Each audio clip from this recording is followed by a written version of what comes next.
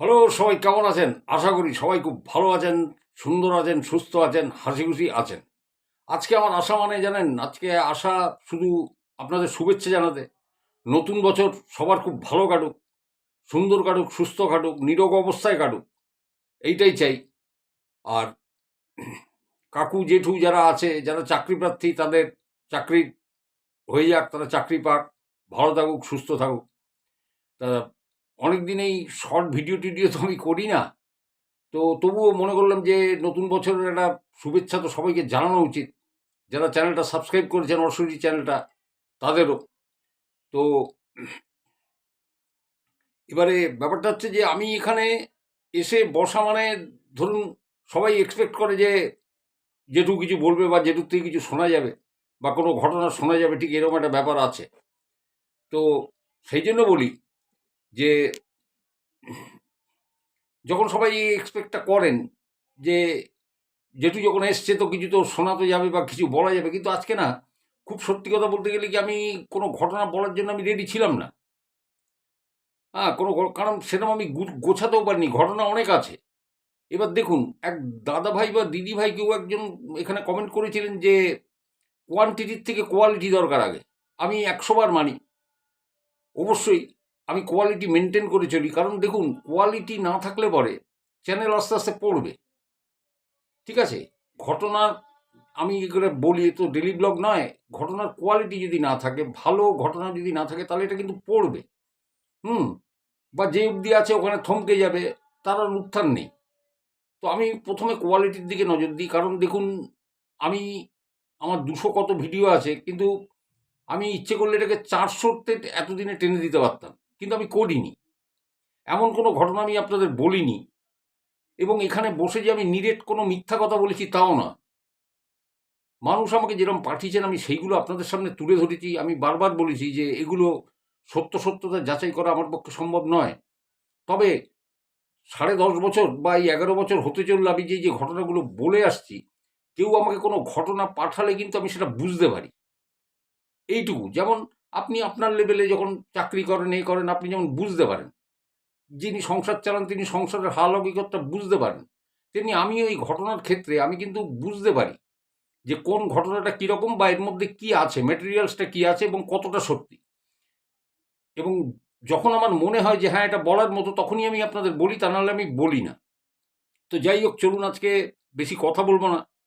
কারণ আমি গোছাতে পারিনি, তার একটা কারণ ছিল। আমার কাকিমা, যিনি এই আমার মা বেঁচে থাকাকালীনই কোলের কাছে ভাত বেড়ে দিয়েছেন, আমরা যৌথ পরিবার ছিলাম, তিনি আজকে হসপিটালাইজড। হুম। মানে একটা মানে বিশ্রী, পেটের নাড়ি টাড়িগুলো মানে জড়িয়ে গেছে। জড়িয়ে গিয়ে খুব মানে খুব ক্রিটিক্যাল পজিশনে আছেন, ওইটা নিয়ে খুব চিন্তা। একদিন সারাদিন হসপিটালে ছিলাম। তো সময় তো সবার সমান যায় না, আমি তো বারবার বলছি। আমার অপারেশন, তারপরে আবার একটা, আমার ভগ্নিপতি, আমার জামাইবাবু দমদম জংশনে থাকেন, ওনার পেসমেকার বসলো, সেদিনও হসপিটালে কাটালাম। আর আমার নিজের আবার সেদিনও আবার গিয়ে এই কাকিমার এই হসপিটালে আমি মানে বেলা 3:30টায় বাড়ি এসেছি, সকালে বেরিয়ে। তো একটা টেনশন যায়। তো যাই হোক, আপনারা সবাই সুস্থ থাকুন। তো যখন এসছি আমি, আপনাদের একটা সত্যি ঘটনা আমি শোনাই। ঠিক আছে? একটা সত্যি ঘটনা শোনাই। ঘটনাটা দেখুন, ঘটনাটা বেশ কয়েকদিন আগে রাজীব চক্রবর্তী আমাকে বলেছিল। রাজীব, এই রাজীবকে আপনারা সবাই চিনবেন না। এ হচ্ছে, আমি আপনাকে বলে দিই, পরিচয়টা দিয়েই দিই। এ হচ্ছে আমাদের যে মল্লিক বাজারে, যে পার্ক স্ট্রিট মল্লিক বাজারে যে ইনস্টিটিউট অফ নিউরো সায়েন্স আছে, আপনারা সবাই জানেন, খুব নামকরা হসপিটাল।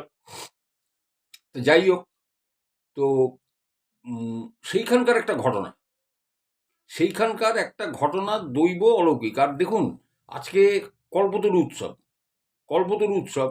তা রাজীব আমাকে আজ ভোরবেলায় ফোন করেছে। মানে ভোর বলতে কি, ওই মানে ৯টা মানে আমার ভোর, এখন তো অবসর লাইফ। তো ৯টার সময় ফোন করে বলছে যে আজকে কল্পতরু ইয়ের দিনে আপনি যদি এটা বলেন, আমি আপনার কাছে কৃতজ্ঞ থাকবো। কারণ ও একটু আধ্যাত্মিক গোছের, যদিও একটা হসপিটালের ওর অপারেশন ম্যানেজার, তাহলেও ও কিন্তু বেশ আধ্যাত্মিক। আমি ওর ঘটনা আরও একটা আছে, শ্মশানের ঘটনা, আমি বলবো। কিন্তু এটা আমাকে খুব হতবাক করে দিয়েছে। শুধু ও, মানে আপনারা শুনলেও হতবাক হবেন। এবং রাজীবকেও করেছে, সাথে আমাকেও করেছে। তো ভয়েস রেকর্ডারে আমি ওর ইয়েটা তুলে রেখেছিলাম, তারপরে ও আবার অডিও করে। এবং যিনি ডাক্তার, যার আন্ডারে এইটা ঘটনাটা ঘটেছে, তারও অডিও ক্লিপ আমার কাছে রয়েছে, সেই ডাক্তারের কথোপকথন। ঠিক আছে? তা সুতরাং একটা জিনিস জানবেন যে সৌম্য মুখার্জি অশরীরী চ্যানেলে বসে হারবাগত মিথ্যে কথা বলেন না। হারবাগত কি মিথ্যে আমি আশ্রয় নিই না। কেউ যদি আমাকে মিথ্যে বলে পাঠান তাছাড়া, আর মিথ্যে বললে আমি বুঝে যাব। ঠিক আছে? কিছুটা হলেও আমি বুঝবো। হয়তো সবটা বুঝবো না, কিছুটা বুঝেই যাবো যে এখানে জল মেশানো আছে। তো শুনুন, এই ঘটনাটা আপনাদের আমি বলি। আজকে কল্পতরু উৎসবের দিন, ঠাকুর শ্রী শ্রী রামকৃষ্ণের স্মরণে আমি ঘটনাটা বলছি, শ্রী শ্রী মা আর স্বামীজির স্মরণে। ঘটনাটা আপনারা শুনুন। একটা ছোট্ট ঘটনা আপনি উপহার দিয়ে যাই আজকে। বছরের প্রথম দিন তো, তো ওই ঠাকুরের ঘটনা দিয়ে আমি একটা ছোট্ট ঘটনা দিয়ে বলবো এবং সেটা দিয়ে আমি শেষ করব। শুনুন ঘটনাটা। 2024-এর 17ই ডিসেম্বর, 2024-এর 17ই ডিসেম্বর উত্তরপাড়ার একটি 29 বছরের যুবক, নাম অর্ণবেশ গুলে। কেউ যদি চিনতে পারেন চিনে নিন, অসুবিধা নেই। উত্তরপাড়ায় যদি কেউ থাকেন চিনে নিতে পারেন, আশেপাশে যদি কেউ থাকেন, আর এই ভিডিও যদি কেউ দেখেন। 2024-এর 17ই ডিসেম্বর এ খুব ক্রিটিক্যালি একটা নিয়ে ভর্তি হয়, এই নিউরো সায়েন্সে। এবং এই বিগত 4 বছর ধরে এ একটা জেনেটিক মানে নিউরো ডিসঅর্ডারে এ কিন্তু পেশেন্ট, নিউরো ডিসঅর্ডারের পেশেন্ট। ব্যাপারটা হচ্ছে, আমি টোটালটা ডাক্তারের বক্তব্য শুনে দেখলাম এর ব্রেনে কিন্তু টিউমার আছে, একটা না, কয়েকটা আছে। তা এইবারে শুনুন, এর আগেও কিন্তু ও 4 বছর ডাক্তার সৌমাভ মুখার্জির আন্ডারে 4 বছর ইনি কিন্তু দেখাচ্ছেন এই ছেলেটি। তার বাবা মা নিয়ে আসে, তাকে দেখায়।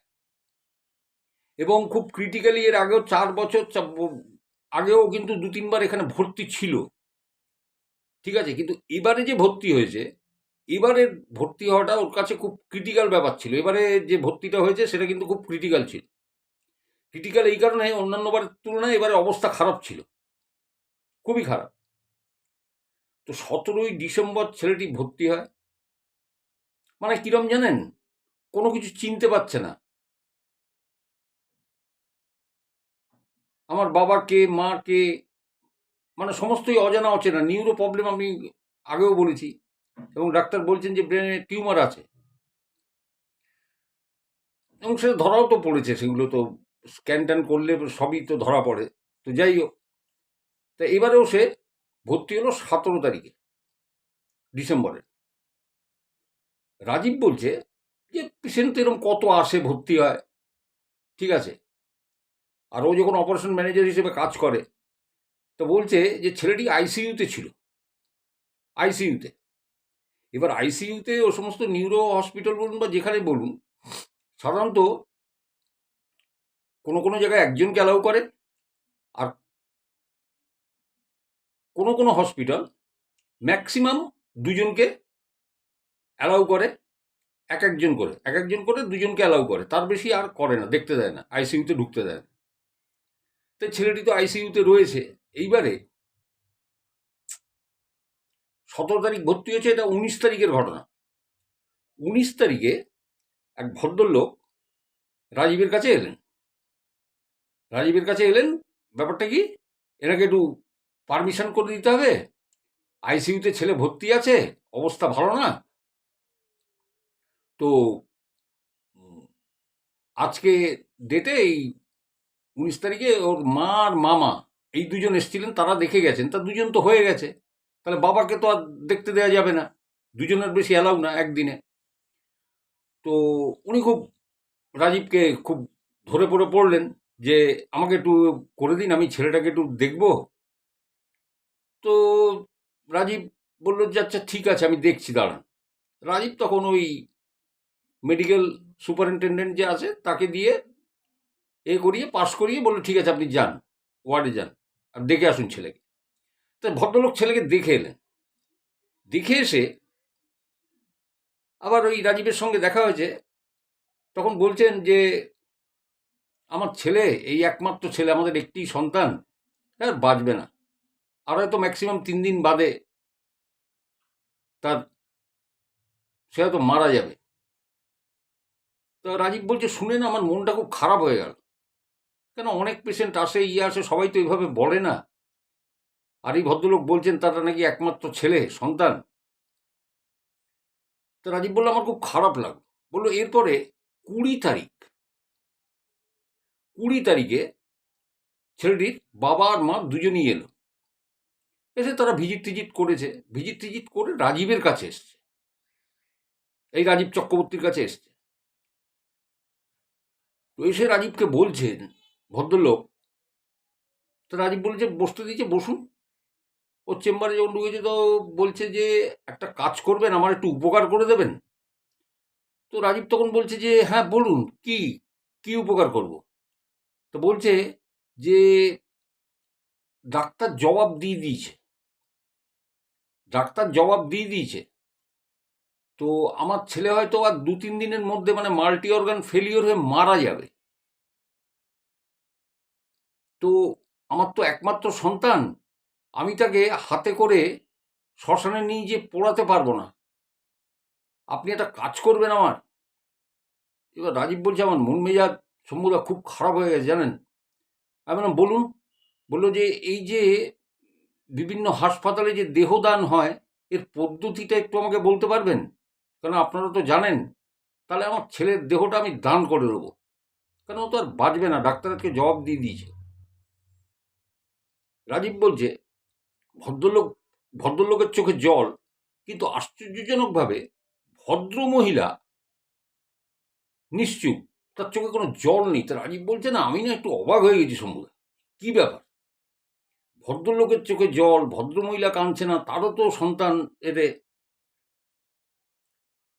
তো রাজীব বলছে, ঠিক আছে, আমি প্রসিডিউরটা জেনে আপনাকে বলে দেবো কি করতে হবে না হবে। রাজীব বলছে, আমার খুব খারাপ লাগছে শম্ভুদা জানেন তো বসে থাকতে, কিন্তু ভদ্রমহিলার চোখে একদম জল নেই, আমি সেটা দেখে না আমি খানিকটা হয়ে গেলাম, মানে অবাক হয়ে গেলাম। তা আমি কিছু একটা মানে বলতে যাব, তখন ভদ্রমহিলা বলছে, একটা ছবি বের করে দেখাচ্ছে রাজীবকে, রাজীবকে দেখিয়ে বলছে যে, এটা আমার ছবি, ঠাকুরের ছবি। তা আমি তো মাকে বলে রেখেছি, এদের বলে রেখেছি, আমি তো এদের বলে রেখেছি, এখন দেখি কি হয়। ওর বাবা তো ভেঙে পড়েছে। তো রাজীব বলছে, আমাকে যে ছবিটা দেখালো, সেটা ওনাদের বাড়ির সিংহাসনে যে ব্যাকগ্রাউন্ডে যে ছবিটা আছে, সেখানে 3টে বেলপাতা, একটা 3টে বেলপাতার একটা ছবি, একদম উপরের যে বেলপাতাটা আছে সেখানে রামকৃষ্ণ, ডান দিকের যে বেলপাতাটা আছে নিচে ডান দিকে, সেখানে শ্রী শ্রী মা, আর এই পাশে স্বামীজি বাঁ দিকে। তো বলছে, আমি তো এনাদের বলে রেখেছি, তা দেখি কি করে। তখন রাজীব বলছে যে, কি বলবো শম্ভুদা, তখন মানে রাজীব একটু তো স্পিরিচুয়াল, আধ্যাত্মিক ও, আমি কিন্তু ও কিন্তু পুজো আচ্ছাও কিন্তু খুব ভালো, দারুণ জানে। আপনাদের বলবো ওর কথাটা, আমি পরে আরেকটা ঘটনা আছে ওর। তো বলছে যে, আমি তখন বললাম যে, নিশ্চয়ই, মা তো সবার ডাকেই সাড়া দেন, হুম, মা তো মমতাময়ী, তা মাকে বলুন না, মাকে বলুন না, দেখবেন ঠিক সাড়া দেবে, আপনি বলুন মাকে। তখন ভদ্রমহিলা বলছে, মাকে বলবো? তখন বলছে, হ্যাঁ অবশ্যই, কেন বলবেন না, আপনি নিত্য পুজো করেন, আপনারা বলছেন, তাহলে মাকে বলবেন না যে আপনার ছেলের জীবন ভিক্ষাটা দিতে? বলুন, দেখুন, নিশ্চয়ই কিছু একটা হবে, নিশ্চয়ই কিছু একটা হবে, ঠিক এইরকম মনে। রাজীব বলছে, জানি না শম্ভুদা কি হবে, কিন্তু তবুও একটা শেষ আশা। বলছে, পরদিন 21 তারিখ, তো 21 তারিখে ওই ভদ্রলোক এসছেন, এসে মানে উনি তো আইসিইউতে চলে গেছেন, ছেলেকে দেখেছেন, দেখে বলছে যে, দেখে রাজীবের কাছে এসছে। তো রাজীবের কাছে এসে বলছে যে, একটা খুব আশ্চর্য লাগলো। তা বলছি, কি কি হয়েছে? বললো, আমার ছেলে, হ্যাঁ, যে চিনতে পারছিল না, যে এ করতে পারছিল না, সে দেখলাম বিছানায় নেই, বিছানার পাশে হুইল চেয়ারে তাকে বসানো হয়েছে। তখন রাজীব বলছে, কি বলছেন? বললো, হ্যাঁ, যে শয্যাশায়ী ছিল সে হুইল চেয়ারে বসেছে। তো বলে, তারপর আপনাকে দেখে চিনতে পেরেছে? বললো, হ্যাঁ।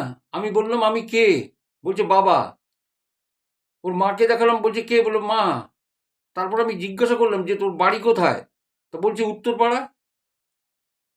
ও তো রিকল করছে। তখন রাজীব বলছে, বললাম না, আপনাদের বলেছিলাম না যে মাকে ডাকুন, মাকে ডাকুন। হ্যাঁ, আপনারা তো ঠাকুরকে বলবেনই, কিন্তু মাকে আগে বলুন, মা ঠাকুরকে বলবে, আপনারাও ঠাকুরকে বলবেন, মা ঠাকুরকে জানাবেন। মানে শ্রী মার কথা বলা হচ্ছে। তো বলছে, তখন রাজীব বলছে, একটা কাজ করেন না, এই তো 22 তারিখে মার জন্মতিথি, 22 তারিখে মার জন্মতিথি, সেদিনকে রোববার ছিল, মনে হয় সম্ভবত রোববার ছিল, একটু হিসেব করে দেখবেন ক্যালেন্ডারে। তাই জন্মতিথিতে আপনি যান না, মায়ের তো জন্মতিথি বেলুড়ে খুব করে পালিত হয়, সেখান থেকে মায়ের কাছে যে আপনি প্রার্থনা করুন, সেখান থেকে মায়ের মানে অর্ঘ্য বা নির্মাল্য নিয়ে আসুন, বা হোমের টিপ টিপ এগুলো আপনি নিয়ে আসুন, আরো উন্নতি হবে। তো তখন ভদ্রলোক বলছেন যে, হ্যাঁ, বেলুড়ে গেলে আমি তো পেতেই পারি। ভদ্রলোক বলছেন যে, বেলুড়ে গেলে আমি তো পেতেই পারি। তখন রাজীব বলছে যে, বেলুড়ে গেলে আপনি পেতে পারেন কিভাবে? বেলুড়ের সাথে আপনার কোনো যোগাযোগ? বললো, হ্যাঁ, আমি রিটায়ার্ড রেল কর্মচারী, আমি আর আমার এই যে ছেলে যে অসুস্থ, বলে আমরা স্বেচ্ছাসেবক হিসেবে ওখানে কাজ করি। ওই যে স্বামীজির যে মন্দির আছে, যেখানে সমাধি আছে, যার মানে চিতাবর্ষ ওখানে রেখে যে মন্দিরটা করা হয়েছে স্বামীজির মন্দিরে, বলে ওই মন্দির ধোয়া মোছার কাজ আমি আর আমার ছেলে করি। এবং তারপর বড় মন্দির থেকে সমস্ত পুজোর সরঞ্জাম এনে ওখানে দিই, মহারাজ যখন পুজোয় বসেন তাকে অ্যাসিস্ট করি। তা আমি তো পেতেই পারি। বললো, বাহ, তাই তো চমৎকার। তা এত যখন সুযোগ আছে, এত যখন আপনারা সেবা করেন, তখন সেখানে চলে যান কালকে, কালকে গিয়ে সেই মায়ের নির্মাল্য, হোমের টিপ এগুলো একটু নিয়ে আসুন। তো বলছে 22 তারিখে ছুটি ছিল, বলছে 23 তারিখে ভদ্রলোক এসছে। 23 তারিখে ভদ্রলোক এসে নাচতে নাচতে রাজীবকে বলছে যে আজকে ছেলেকে ডিসচার্জ করে দিচ্ছে, বাড়ি নিয়ে যাব। এই বলে রাজীবকে বলছে, এই যে আমি হোমের টিপ ছেলের কপালে দিয়েছি, কিন্তু ওখানে মায়ের স্নান জল, তারপরে মায়ের মাথার অর্ঘ্য, হ্যাঁ, এগুলো তো সমস্ত সব হাসপাতালের ভিতরে এগুলো করা যায় না। আমি হোমের একটু টিপ ওকে দিয়ে দিয়েছি, আর ফুল ছুঁয়ে দিয়েছি, এই নিন আপনি এগুলো। আজকে ছেলেকে নিয়ে বাড়ি যাব, ডাক্তার বলছে ডিসচার্জ করে দিচ্ছে। তো রাজীব বলছে, ডিসচার্জ করে দিচ্ছে আজকে? তা বলছে, হ্যাঁ। এখন রাজীব বলছে যে ডিসচার্জ দুরকম হয়। একটা হচ্ছে যে একে আর চিকিৎসা করে লাভ নেই, যে কদিন বাঁচে বাড়ি নিয়ে যান, এই একটা ডিসচার্জ হয়। আর একটা ডিসচার্জ হয় যে এখন আর দরকার নেই হাসপাতালের, রোগী সুস্থ আছে, ভালো আছে, যখন অসুবিধা হবে কখনো দেখা যাবে, ঠিক এই একটা ডিসচার্জ হয়। বা আপনার রুগী এখন কিওর, বা ঠিক আছে, একে আপনি বাড়ি নিয়ে যেতে পারেন, এ স্বাভাবিক কাজকর্ম করুক, এ করুক, কোনো সময় অসুবিধা হলে দেখা যাবে। এই দুরকম হয়। তো তখন ভদ্রলোক বলছে যে, রাজীব বলছে যে, আমি তো নিজেও একজন খুব ভক্ত, বড় ভক্ত। তা আমি চিন্তা করছি যে আমি যেতে পারলাম না বেলুড়ে, অথচ দেখুন সেই স্নান জল, ফুল প্রসাদ সমস্ত আমার এখানে বলে বলে আমি সমস্ত কলিগকে ডেকে ডেকে তাদের মাথায় ছুঁয়ে এইসব প্রসাদ করেছি। বলে, দেন আমি ডাক্তারের সঙ্গে কথা বলি, ওই সৌম্যবাবু মুখার্জির সঙ্গে, যে এই পেশেন্টটা কি মানে আপনি যে ডিসচার্জ দিলেন, এই পেশেন্টটা কি স্ট্যাটাসটা কি আছে? বললো, স্ট্যাটাস ঠিক আছে, ভালো আছে। বললো, মিরাকেল। ডাক্তার 3বার মিরাকেল কথাটা উচ্চারণ করছে। বলে, দুদিন আগেও আমি বুঝিনি, দুদিন আগেও আমি জানতাম যে সারভাইভ করবে না, মারা যাবে, কিন্তু আশ্চর্য, সারভাইভ করে গেল, ওষুধ রেসপন্স করলো। তখন সেই অডিও ক্লিপটা আমার কাছে আছে, রাজীবের সঙ্গে ডাক্তার সৌম্যবাবু মুখার্জির যে অডিও ক্লিপটা, সেই টোটাল অডিও ক্লিপটা আছে আমার কাছে। ঠিক আছে, সেখানে ডাক্তার বলছেন যে মিরাকেল হয়ে গেছে। আমি জানতাম না, তবে এর কিন্তু এই প্রবলেমটা রয়েছে, সেটা কখনো ফার্দার অ্যারাইজ করলে দেখা যাবে। এর ব্রেনে টিউমার কিন্তু রয়েছে, তবে আপাতত সে বিপদমুক্ত, আপাতত কোনো কিছু করবার নেই, মানে এখন তাকে সুস্থ বলা যায়। ওই জন্যই তাকে ডিসচার্জটা করেছি। তখন রাজীব শুনছি ওই ডাক্তারবাবুকে বলছেন যে এই এই এই এই এই এই ব্যাপার, মানে এই ঠাকুরের ব্যাপারটা, যে ওনারা এই করেছিলেন এবং ওনারা বেলুড়ের ওই স্বামীজির মন্দিরের ওনারা মানে সেবায়িত, ওই ইয়ে করেন, স্বেচ্ছাসেবক হিসেবে কাজ করেন। এবং রাজীব বলেছিল যে যখন আপনাদের এই কাজের জন্য মানে নির্ণায়ক হিসেবে আপনাদের নেওয়া হয়েছে, তখন সেই মাকে যে বলুন, আজকে মায়ের জন্মতিথি 22 তারিখে, তিনি নিশ্চয়ই মাকে ঠাকুরকে জানাবেন, আর আপনারাও ঠাকুরকে জানাবেন। এবং সেই দিন তো রাজীবের ছুটি ছিল, পায়নি। 23 তারিখে ভদ্রলোক নাচতে নাচতে এসে বলে আজকে ছেলেকে বাড়ি নিয়ে যাবো, ডাক্তার ডিসচার্জ করে দিয়েছে। তা দেখুন, জানি না, যে ছেলেকে মানে দেহদান করবার জন্য তার বাবা চোখের জল ফেলছিলেন, সেই ছেলেকে নাচতে নাচতে আনন্দ করে তিনি বাড়ি নিয়ে গেলেন। তাই এর থেকে ভালো কথা তো, ভালো ঘটনা তো কিছু হতে পারে না। আমি উত্তরপাড়ার ঘটনাটা বললাম, আপনারা শুনলেন সবাই। এবারে যদি কারুর তদন্ত করে দেখার দরকার হয়, দেখতে পারেন। আমি নামও বলে দিয়েছি অন্নবেশগুলে। কোন ডাক্তারের আন্ডারে ভর্তি ছিলেন সৌম্যবাবু মুখার্জি আমি বলে দিলাম। আমি অপারেশন ম্যানেজারের নাম রাজীব আমি বলে দিলাম। দেখুন, ঘটনাটা আমি খালি আজকে সকালবেলাতেই শুনেছি। মানে সেদিন আমার সাথে টেলিফোনে কথাটা হচ্ছিল, তা টেলিফোনে তো অত মনে রাখা যায় না। বেশ কয়েকদিন আগে, এই ডিসেম্বরেই কথা হচ্ছিল। আজকে তো 1 জানুয়ারি পড়ে গেল 2025, ডিসেম্বর মাসেই কথা হচ্ছিল। ওই ঘটনাটা হওয়ার পর রাজীব আমাকে ফোনে জানাচ্ছিল।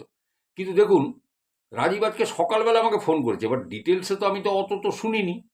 তা আজকে ওর অডিওটা আমি শুনলাম কিছুক্ষণ, শুনে যতটুকু পারলাম, আমি জানি না কতটা আমি ঠিক ভালো করে বলতে পারলাম আপনাদের, কিন্তু দেখুন এটা অবশ্যই মিরাকেল হয়েছে, বুঝলেন?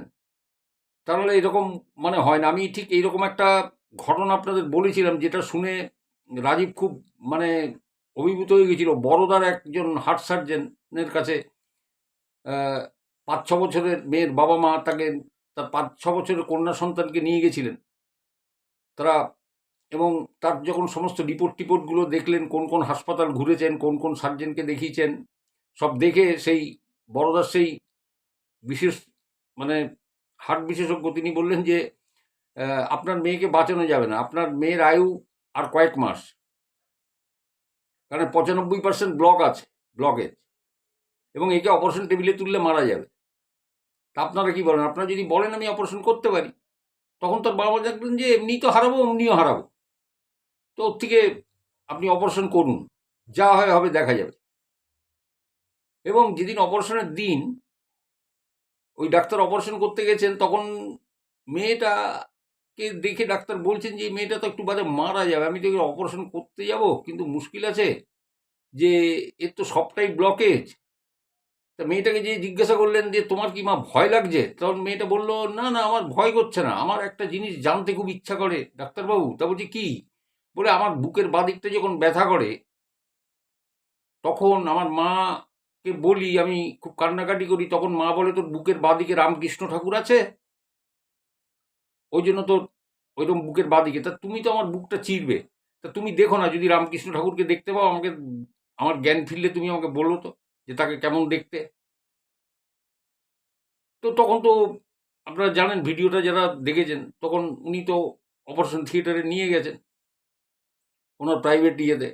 তো নিয়ে যখন নাকি সব মনিটরিং করে যখন ওপেন করেছেন, মানে 8 ঘন্টা ধরে চেষ্টা করে মানে পাগল হয়ে গেছেন, পাজেলড।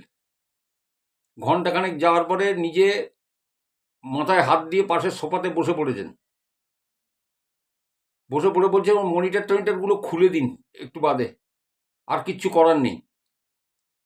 হঠাৎই এই মেয়েটার কথা তার মনে পড়ে যায়, যে বলেছিল যে আমার বুকের বাদিকে তো রামকৃষ্ণ ঠাকুর আছে। এবার রামকৃষ্ণ ঠাকুরকে বড়দার ওই চিকিৎসক চেনেন না হয়তো, তা তিনি তখন মনে মনে একটা কথা চিন্তা করছেন যে ঠাকুর আমার তো কোনো দোষ নেই, আমি তো ওপেন করেছিলাম, মেয়েটাকে বাঁচাবার চেষ্টা করেছি, হ্যাঁ, এতে তো আমার তো কোনো দোষ নেই ঠাকুর। তো হঠাৎই একজন ওনার সহকারী চিকিৎসক ছুটতে ছুটতে এসে বলছেন যে স্যার শিগগিরই চলুন, ধমনী দিয়ে ইয়ে পাস হচ্ছে, রক্ত পাস হচ্ছে, ব্লাড যাচ্ছে। বলছে কি বলো কি, বলে হ্যাঁ। সঙ্গে সঙ্গে তিনি সেই অস্ত্রোপচারে হাত দিলেন এবং অস্ত্রোপচারটা সাকসেসফুল করলেন এবং অপারেশন শেষে ওই 4-5 ঘন্টা অপারেশন শেষে বাইরে বেরিয়ে এসে বললেন যান আপনার মেয়ে 60 বছর আয়ু বেড়ে গেল। এবং তারপর থেকে বড়দার ওই ডাক্তার তার চেম্বারে অপারেশন যেখানে ইয়ে হয় সেখানে বড় করে রামকৃষ্ণের ছবি টাঙিয়ে রেখেছিলেন এবং কোনো অপারেশন করতে যাওয়ার আগে তিনি রামকৃষ্ণের ছবিতে তিনি প্রণাম করে যেতেন। আজকে কল্পতরু উৎসবের দিন আমি আপনাদের ঘটনা বললাম, এটা একটু মনে করিয়ে দিলাম, এটা আমি অনেক আগের বলা আমার ঘটনা। আর এইটা এই অর্ণবগুলের ঘটনাটা আমি আজকে আপনাদের বললাম, আপনাদের কেমন লাগলো আপনারা জানাবেন। এটা দৈব অলৌকিক ঘটনা। এর সঙ্গে সায়েন্সকে গুলিয়ে ফেলবেন না। সায়েন্স এক জায়গায় আর ভগবান এক জায়গায়। অনেক কিছু মানে অ্যাপার্ট সায়েন্স অনেক জিনিস আছে যেগুলো বিজ্ঞান দিয়ে বা ইয়ে দিয়ে বা যুক্তি দিয়ে ব্যাখ্যা করা যায় না। সেই জন্যই চ্যানেলটা, অশরীরী চ্যানেলটা। সাথে থাকুন, সঙ্গে থাকুন। আজকে আমি আপনাদের মানে নতুন বছরের শুভেচ্ছা জানানোর জন্য এসেছিলাম, কিন্তু একেবারে শুধু মুখে যাবেন আমি সেই জন্যই রাজীবের ঘটনাটা আপনাদের শুনিয়ে দিলাম। হ্যাঁ, কেমন লাগলো আমাকে জানাবেন, ঠিক আছে? আর ভালো ভালো ঘটনা তো নিশ্চয়ই আসবে। দেখুন, আমি তার মধ্যে থেকে আমাকে আবার মানে বুঝতে হয় ঘটনাটা। আমি দুমদাম কোনো ঘটনা বলে দিলাম, দিয়ে আমি একটা বেয়াকুব হয়ে গেলাম। আমি সেরকম করি না। আগে বুঝে নিই, শুনে নিই, অনেক কিছু জিজ্ঞাসা করতে হয়। এটা হলো কেন, ওটা হলো কেন, এরকম নানা রকম। একটি ছেলে আমাকে ঘটনা পাঠিয়েছে, আপনি বললে বিশ্বাস করবেন না, মহামেডান ছেলে, মুসলিম। তো দেখছি পরপর ভয়েস মেসেজ আসছে। প্রায় 7-8টা ক্লিপ এসে গেছে। তাই বললাম যাক গে, ওকে, তোমার সব পাঠানো শেষ? বলে হ্যাঁ। কিছুক্ষণ বাইরে দেখি ভয়েসগুলো ডিলিট হয়ে গেল। তাই বললাম যে এ কি, ডিলিট করলে কেন, ডিলিট করলেন কেন? তখন বলছে নিচে লেখা ভয় লাগছে। তা বললাম যে কেন, ভয়ের কি? না না, কোনো ভয় নেই। তখন বলল যে বাড়ির লোকের সঙ্গে আমি আলোচনা করেছি, তারা বারণ করেছে, তা আপনি যদি একটু রেখে রেখে বলতে পারেন তাহলে আমি দিতে পারি। আমি বললাম হ্যাঁ। তার মানে আমি তখন বুঝলাম যে ঘটনার মধ্যে কিছু আছে, বুঝতে পেরেছেন? যে এটা জানাজানি হয়ে গেলে মুশকিল হয়ে যাবে, বোঝা গেল? ওই জন্য ওগুলো ডিলিট করে দিয়েছিল। পরে আবার আমাকে পাঠিয়েছে এবং অনেক কিছু কেটে ছেটেও পাঠিয়েছে। তবে যেটুকু পাঠিয়েছে আমি আপনাদের জানিয়ে দেবো, বলে দেবো, অপেক্ষা করুন। হুম চ্যানেলের সাথে থাকুন, চ্যানেলটা সাবস্ক্রাইব করে রাখুন। আমি বারবার বলি আপনাদের সাবস্ক্রাইব করতে, যারা শোনেন, তাহলে অনেক কিছু জানতে পারবেন। আজকে যেমন এই যে নিউরো সায়েন্সের এই ঘটনাটা তো অনেকে জানতেন না। এটা তো ডিসেম্বর মাসের ঘটনা, আমি আপনাদের বলে দিলাম। আমি নামও বলে দিয়েছি, আমি ডাক্তারের নাম বলেছি, আমি অপারেশন ম্যানেজারের নাম বলেছি। শুনুন, যেখানে আমার পারমিশন আছে আমি সব বলে দিই। আর যেটা জানবেন যে সৌম্য মুখার্জির কাছে পারমিশন নেই, সেটা আমি বলি না, ঠিক আছে? এই দুটো জিনিস আছে, মাথায় রাখবেন। তো সবাই খুব ভালো থাকুন, সুস্থ থাকুন। আজকে তো জানি অনেকের গল্প শোনার সময় হবে না, সবাই বিভিন্ন জায়গায় বেড়াতে যাবেন, কেউ বাইরে হোটেলে বা রেস্তোরাঁয় খাওয়া দাওয়া করবেন, করুন, আনন্দে কাটান। সবাই খুব ভালো থাকুন, সুস্থ থাকুন। নমস্কার, দেখা হবে আবার। দেখছি আমি যদি পারি শুক্রবার চলে আসবো, শুক্রবারে। তার আগে তো সব দেখে নিতে হবে। ভালো থাকুন সবাই। হ্যাঁ, দেখি যদি পারি শুক্রবার আসবো। নমস্কার।